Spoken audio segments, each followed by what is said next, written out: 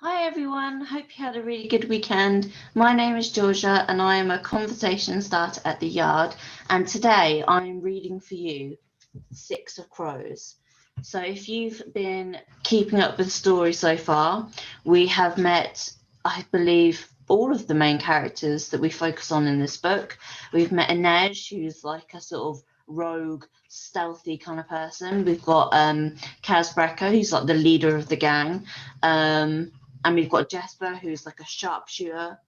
And we met just at the very beginning, who is one of the guards in the merchant's house. And if you remember, the person that he really liked, Anya, um, was on Jurda Prem. And so she ended up like killing everyone basically and then drowned. So that's where we're at. And now we're going to be focusing on Inej again. So this fourth chapter focuses on Inej. And it's a short chapter today. But yeah, so let's get into it. Inej knew the moment Kaz entered the Slat. His presence reverberated through the cramped rooms and crooked hallways as every thug, thief, dealer, conman, and steerer came a little more awake. Pascal's favoured lieutenant was home. The Slat wasn't much, just another house in the worst part of the barrel, 3 stories stacked tight on top of each other, crowned with an attic and a gabled roof. Most of the buildings in this part of the city have been built without foundations, many on swampy land where the canals were haphazardly dug. They leaned against each other like tipsy friends gathered at a bar, tilting at drowsy angles. Inej had visited plenty of them on errands for the dregs, and they weren't much better on the inside. Cold, damp, plaster sliding from the walls, gaps in the windows wide enough to let in the rain and the snow. Kaz had spent his own money to have the Slat's drafts shorn up and its walls insulated. It was ugly, crooked and crowded, but the Slat was gloriously dry. Inej's room was on the 3rd floor, a skinny slice of space barely big enough for a cot and a trunk, but with a window that looked out over the peaked roofs and jumbled chimneys of the barrel. When the wind came through and cleared away the haze of coal smoke that hung over the city, she could even make out a blue pocket of harbour. Though dawn was just a few hours away, the Slat was wide awake. The only time the house was ever really quiet was in the slow hours of the afternoon, and tonight everyone was buzzing with the news of the showdown of the exchange, Big Bonja's fate, and now poor Rahaki's dismissal. Inej had gone straight from our conversation with Kaz to seek out the card dealer at the Crow Club. He had been at the tables dealing 3-man bramble for Jesper and a couple of Valkan tourists. When he'd finished the hand, Inej had suggested they speak in one of the private gambling parlours to spare him the embarrassment of being fired in front of his friends, but Rahaki wasn't having it. "It's not fair," he bellowed when she told him Kaz's orders. "I ain't no cheat." "Take it up with Kaz," Inej replied quietly. "And keep your voice down," Jesper added, glancing at the tourists and the sailors seated at the neighbouring tables. Fights were common in the barrel, but not on the floor of the Crow Club. If you had a gripe, you'd settle it outside, where you didn't risk interrupting the hallowed practice of separating pigeons from their money. "Where's Brecker?" growled Rahaki. "I don't know." "You always know everything about everything," Rahaki sneered, leaning in, the stink of lager and onions on his breath. "Isn't that what Dirty Hands pays you for?" "I don't know where he is or when he's getting back, but I do know you won't want to be here when he does. Give me my check. I'm owed for my last shift." "Brecker doesn't owe you anything." "He can't even face me. Sends a little girl to give me the boot. Maybe I'll just shag a few coins from you." He'd reached to grab her by the collar of her shirt, but she dodged him easily. He fumbled for her again. Out of the corner of her eye, Inej saw Jesper rise from his seat, but she waved him off and slipped her fingers into the brass knuckles she kept in her right hip pocket. She gave Rahaki a swift crack across the left cheek. His hand flew up to his face. "Hey," he said, I didn't hurt you none. It was just words." People were watching now, so she hit him again. Regardless of the Crow Club rules, this took precedence. When Kaz had brought her to the Slat, he warned her that he wouldn't be able to watch out for her, and that she'd have to fend for herself. And she had. It would have been easy enough to turn away when they called her names or sidled up to ask for a cuddle, But you do that, and soon it was a hand up your blouse or a try at you against the wall. So she'd let no insult or innuendo slide. She'd always struck first and struck hard. Sometimes she even cut them up a bit. It was fatiguing, but nothing was sacred to the Kirch except trade, so she'd gone out of her way to make the risk much higher than the reward when it came to disrespecting her. Rahaki touched his fingers to the ugly bruise forming on his cheek, looking surprised and a bit betrayed. "I thought we was friendly," he protested. The sad part was, they were. Inej liked Rahaki, but right now he was just a frightened man looking to feel bigger than someone. "Rahaki," she'd said, "I'd seen you work a deck of cards. You could get a job in almost any den. Go home and be grateful Kaz doesn't take what you owe him off your hide. Hmm?" He'd gone, a bit wobbly on his feet, still clutching his cheek like a stunned toddler, and Jesper sauntered over. "He's right, you know. Kaz shouldn't send you to do his dirty work. It's all dirty work. But we do it just the same," he said with a sigh. "You look exhausted. Will you sleep at all tonight?" Jesper just winked. "Not while the cards are hot. Stay and play a bit. Kaz will stake you." "Really, Jesper?" she'd said, pulling up her hood. "If I want to watch men dig holes to fall into, I'd find myself a cemetery." "Oh, come on, Inej," he'd called after her as she passed through the big double doors onto the street. "Your good luck." Saint, she thought. If he believes that, he must really be desperate. She'd left her luck behind in the Sully camp on the shores of West Ravka. She doubted she'd see either again. Now Inej left her tiny chamber in the Slat and headed downstairs by way of the banisters. There was no reason to cloak her movements here, but silence was a habit, and the stairs tended to squeak like mating mice. When she reached the second-floor landing, she saw the crowd milling below. She hung back. Kaz had been gone longer than anyone had expected, and as soon as he'd entered the shadowy foyer, he'd been waylaid by people looking to congratulate him on his routing of Gills and asking for news of the black tips. "Rumour has it, Gills is already putting together a mob to move in on us," said Anika. "Let him," rumbled Dirks. "I've got an axe handle with his name on it." "Gills won't out for a while," said Kaz as he moved down the hall. "He doesn't have the numbers to face us in the streets, and his coffers are too empty to hire more hands. Shouldn't you be on your way to the Crow Club?" The raised eyebrow was enough to send Anika scurrying away, Dirks on her heels. Others came to offer congratulations or make threats against the black tips. No one went so far as to pat Kaz on the back, though. That was a good way to lose a hand. Inej knew Kaz would stop to speak to Pascal, so instead of descending the final flight of stairs, she moved down the hallway. There was a closet here full of odds and ends, old chairs with broken backs, paint-splattered canvas sheeting. Inej moved aside a bucket full of cleaning supplies that she'd placed there precisely because she knew no one in the Slat would ever touch it. The grate beneath it offered a perfect view of Pascal's office. She felt slightly guilty for eavesdropping on Kaz, but he was the one who had turned her into a spy. You couldn't train a falcon, then expect it not to hunt. Through the grate, she saw Kaz's knock on Pascal's door and the sound of his greeting.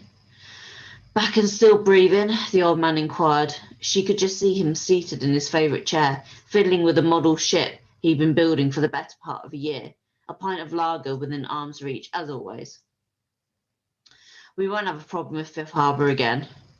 Haskell grunted and returned to his model ship. "Close the door." Inej heard it shut, muffling the sounds from the hallway. She could see the top of Kaz's head. His hair was damp. It must have started raining.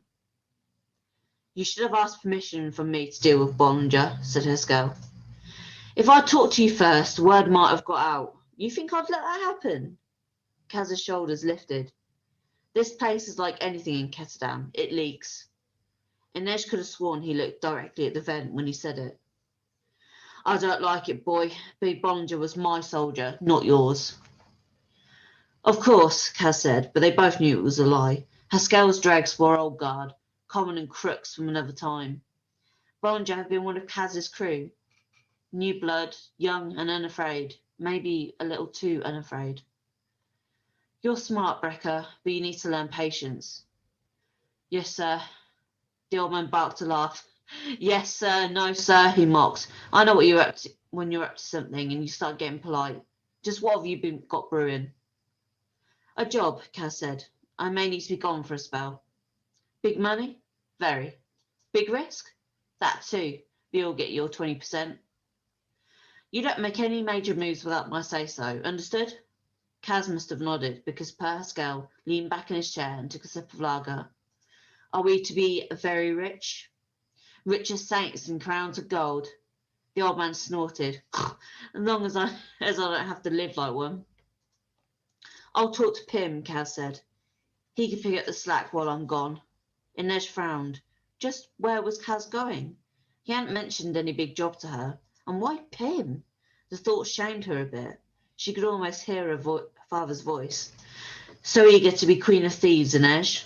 It was one thing to do a job and do it well. It was quite another to want to succeed at it.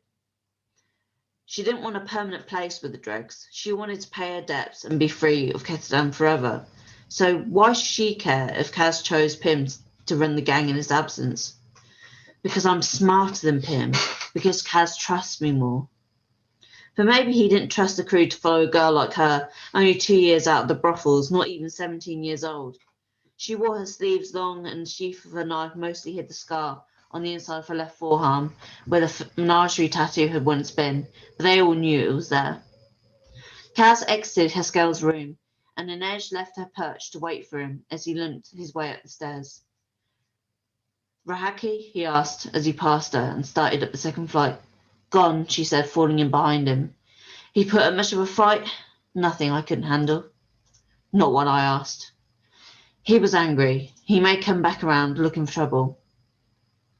Never a shortage of that to hand, Kaz said as they reached the top floor. The attic rooms had been converted into his office and bedroom. She knew all of those flights of stairs were brutal on his bad leg, but he seemed to like having the whole floor to himself. He entered the office and without looking back at her said, Shut the door. The room was mostly taken up by a makeshift desk, an old warehouse door on top of stacked fruit crates, piled high with papers. Some of the floor bosses had started using adding machines, clanking things crowded with the stiff brass buttons and spools of paper, but Kaz did the Crow Club tallies in his head. He kept books, but only for the sake of the old man, so that he had something to point to when he called something out for cheating, when he was looking for new investors. That was one of the big changes Kaz had brought to the gang. He'd given ordinary shopkeepers and legitimate businessmen the chance to buy shares in the Crow Club. At first they'd been sceptical, sure it was some kind of swindle, but he'd brought them in with tiny stakes and managed to gather enough capital to purchase the dilapidated old building, spruce up and get it running. It had paid back big for those early investors, or so the story went. Inej could never be sure which stories about Kaz were true and which were rumours he planted to serve his own ends. For all she knew, he'd con some poor honest trader out of his life savings to make the Crow Club thrive. I've got a job for you, Kaz said as he flipped through the previous day's figures. Each sheet would go into his memory with barely a glance. What would you say to 4 million Kruger? Money like that is more cursed than a gift. My little sully idealist. All you need is a full belly and an open road, he said, the mockery clear in his voice. And an easy heart, Kaz. That was the difficult part. Now he laughed outright as he walked past the door into his tiny bedroom. No hopes of that. I'd rather have the cash. Do you want the money or not? You're not in the business of giving gifts. What's the job? An impossible job. Near certain death, terrible odds, but should we scrape it? He paused, fingers on the buttons of his waistcoat. He looked distant, almost dreamy. It was rare that she heard such excitement in his raspy voice. Should we scrape it? She prompted. He grinned at her, his smile sudden and jarring as a thunderclap, his eyes near black of bitter coffee. We will be kings and queens, Inej, kings and queens. She said non-committally, pretending to examine one of her knives, determined to ignore that grin. Kaz was not a giddy boy smiling and making future plans with her. He was a dangerous player who was always working an angle. Always, she reminded herself firmly. Inej kept her eyes averted, shuffling a stack of papers into a pile on the desk, as Kaz stripped out of his vest and shirt. She wasn't sure if she was flattered or insulted that he didn't seem to give a second thought to her presence. "How long will we be gone?" she asked, darting a glance at him through the open doorway. He was clawed in muscle, scars, but only 2 tattoos. The Dreg's crow and a cup on his forearm, and above it, a black R on his bicep. She'd never asked him what it meant. It was his hands that drew her attention as he shucked off his leather gloves and dipped a cloth into the wash basin. He only ever removed them in these chambers, and as far as she knew, only in front of her. Whatever affliction he might be hiding, she could see no sign of it, only slender lockpick's fingers and a tiny rope of scar tissue from some long ago street fight. "Few weeks, maybe a month," he said as he ran the wet cloth under his arms and the hard planes of his chest, water trickling down his torso. For saint's sake, Inej thought as her cheeks heated. She'd lost most of her modesty during that time of the menagerie, but really there were limits. What would Kaz say if she suddenly stripped down and started washing herself in front of him? He'd probably tell him not to drip on the desk, she thought with a scowl. "A month," she said. "Are you sure you should be leaving with a black tip so rolled up?" "This is the right gamble. Speaking of which, round up Jasper and Muzzin. I want them here by dawn. And I'll need Wylan waiting at the Crow Club tomorrow night." "Wylan? If this is for a big job, just do it." Inej crossed her arms. One minute he made her blush, and the next he made her want to commit murder. "Are you going to explain any of this?" "When we all meet." He shrugged on a fresh shirt, then hesitated as he fastened the collar. "This isn't an assignment, Inej. It's a job for you to take or leave as you see fit." An alarm bell rang inside her. She endangered herself every day on the streets of the Barrel. She'd murdered for the Dreg, stolen, brought down bad men and good, and Kaz had never hinted that any of the assignments were less than a command to be obeyed. This was the price she'd agreed to when Pascal had purchased the contract and liberated her from the menagerie. So what was different about this job? Kaz finished with his buttons, pulled on a charcoal waistcoat, and tossed her something. It flashed in the air, and she caught it with one hand. When she opened her fist, she saw a massive ruby tie pin, circled by golden laurel leaves. "Fence it," Kaz said. "Whose is it?" "Ours now." "Whose was it?" Kaz stayed quiet. He picked up his coat, using a brush to clean the dried mud from it. "Someone who should have thought better before he had me jumped." "Jumped?" "You heard me. Someone got the drop on you." He looked at her and nodded once. Unease snaked through her and twisted into an anxious, rustling coil. No one got the better of Kaz. He was the toughest, scariest thing walking the alleys of the Barrel. She relied on it. So did he. "It won't happen again," he promised. Kaz pulled on a clean pair of gloves, snapped up his walking stick, and headed out the door. "I'll be back in a few hours. Move the decapel we lifted from Vanek's house to the vault. I think it's rolled up under my bed. Oh, and put in a new order for a new hat." "Please." Kaz heaved a sigh as he braced himself for 3 painful flights of stairs. He looked over his shoulder and said, "Please, my darling Inej, treasure of my heart, won't you do me the honour of acquiring me a new hat?" Inej cast a meaningful glance at his cane. "Have a long trip down," she said, then leaped onto the banister, sliding from one flight to the next, slick as a butter in a pan. So that was chapter 4 of 6 of Crows. Just a quick chapter today, and then next we'll be focusing on Kaz again, and we'll be seeing what his job entails and what he's going to tell his crew. So yeah, thank you for joining me. I'll see you next week, and stay safe.